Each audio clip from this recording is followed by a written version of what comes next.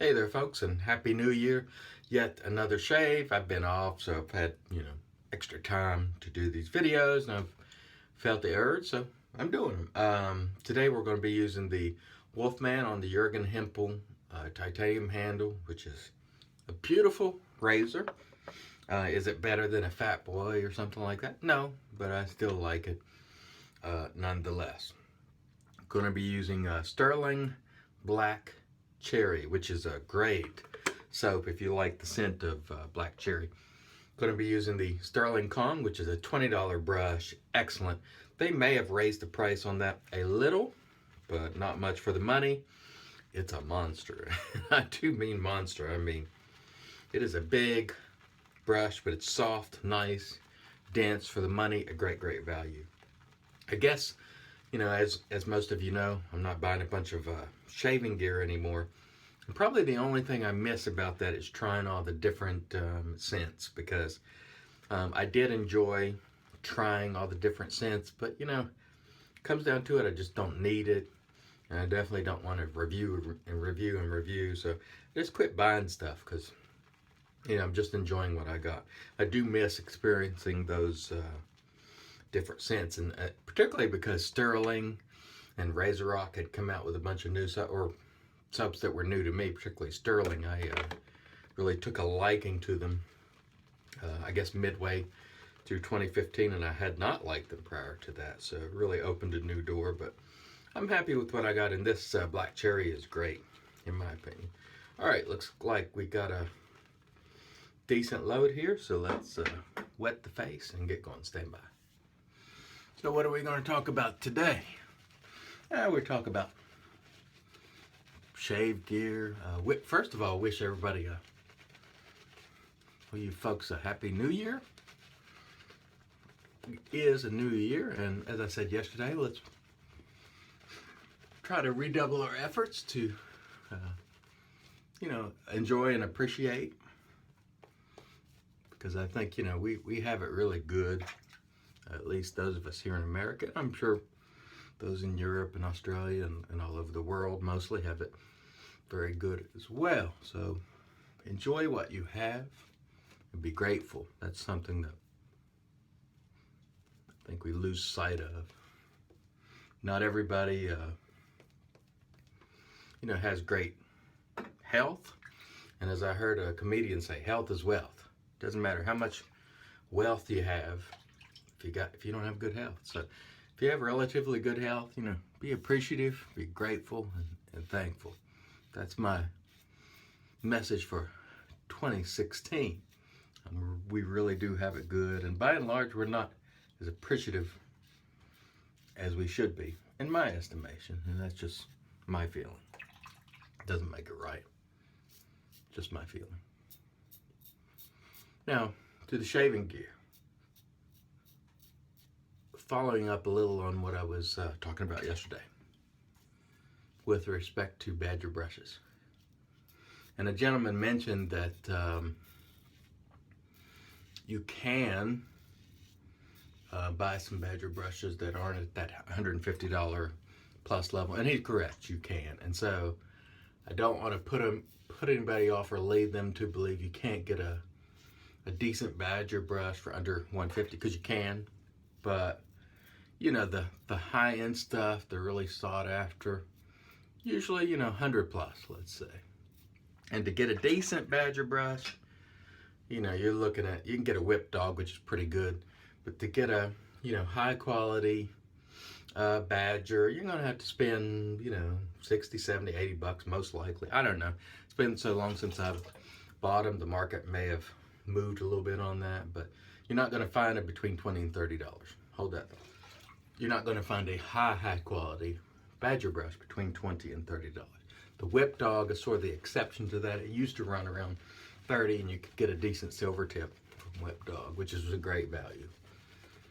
But if you want to try a badger brush and you're new, my recommendation is, don't break the bank when doing so.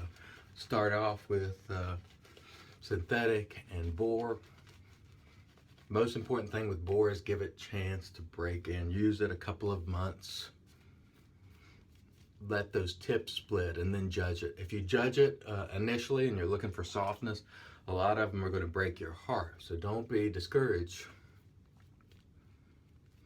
if you get a boar brush and you're like, this thing's kind of scratchy and not very soft. It will change. Take my word for it. I think the first boar brush that I ever bought was a Smoke 1305? The 05. I can't remember whether it was 1305, 17. And at first I was like, this thing's a piece of crap. You know, it's like between 17 and 20 bucks. And then I kept using it, you know, a couple times a week over the period of a couple months. Next thing you know, I'm thinking, man, this brush is beautiful. So, give those boars a chance to break in. Now with synthetic, on the other hand, no need for break in. They're good out of the box. There is a little bit of difference in the way they work, so you know you're not going to get exactly the same experience.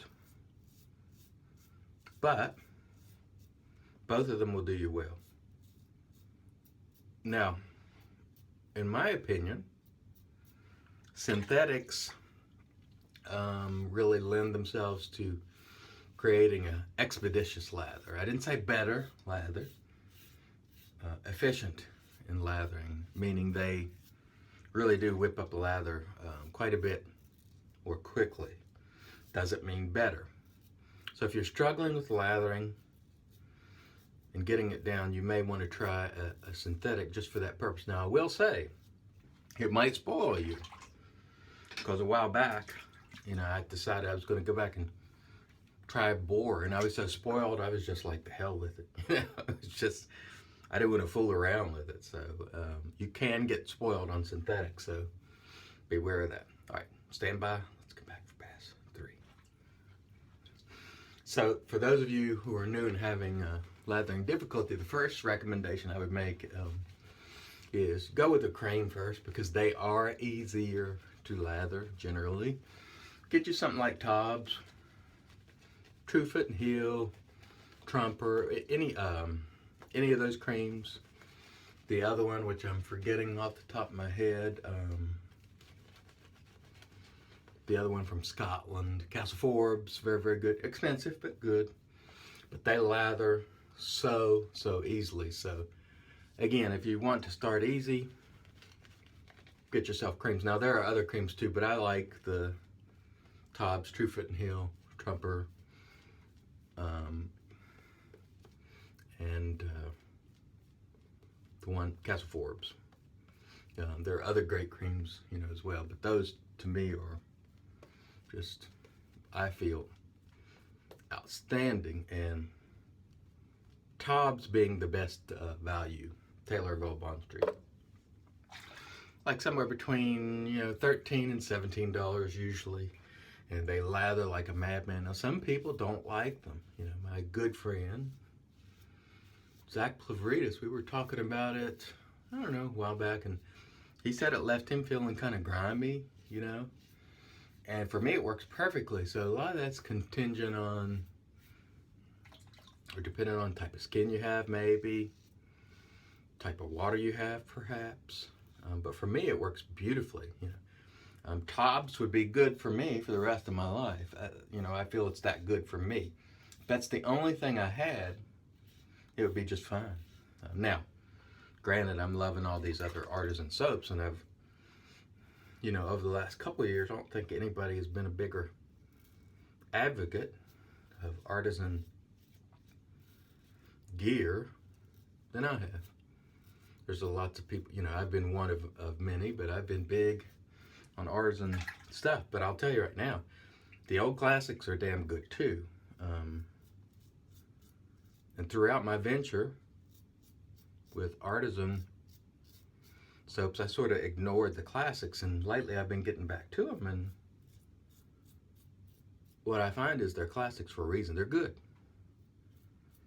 And you know, by classics I mean, you know, look, I just nicked myself there. I had a bump. That's not actually a shaving cut. That's a bump that I had there. I don't know if it was a pimple or ingrown hair, but that's not a shaving cut there. Anyhow, let me rinse my face and we'll come back and do Nick Shave's pass. So by, as I illustrated yesterday, by Nick Shave's pass, I mean he sort of takes the lather out of the brush and puts it in his hand, sort of feels around for, you know, and Stirling holds a lot of, the Kong is a monster. It holds a lot of lather. This is after 3 passes and I got a ton of lather left. Usually right here is where I have remaining stubble in this area. Let's push a little lather up right there. Look at that bleeding, that bump. But that's all right. We'll, before I come back for the post, we'll apply a little styptic to that and it will be good. All right. So we're cleaned up. Let's go ahead and pause for a minute and come back and do the post. So I changed my mind. We'll try to go with the old RazoRock alum here, alum stick. See if we close that little bump that I opened up. And while doing so, getting back to the conversation, I lost track of where I was. Any rate, great stuff. Don't ignore the classics. I think that's sort of where I was. And one of the things I want to say is the Stirling soap turned out for me to be excellent. And believe me, a little over a year ago or something, I was leading the charge of Stirling haters.